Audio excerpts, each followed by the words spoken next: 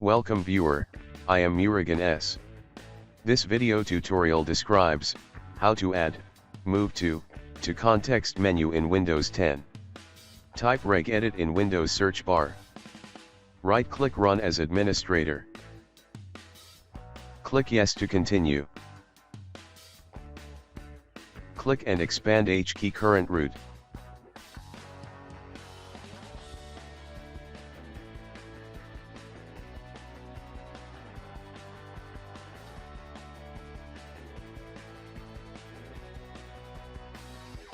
Click and expand all file system objects. Click and expand Shell EX.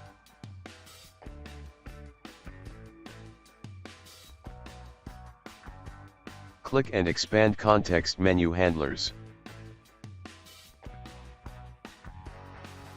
Right-click context menu handlers, new, key. Copy text from description and paste it.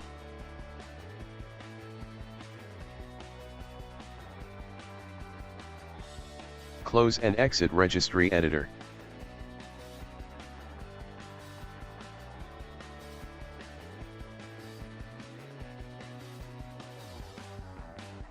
Restart Windows Explorer.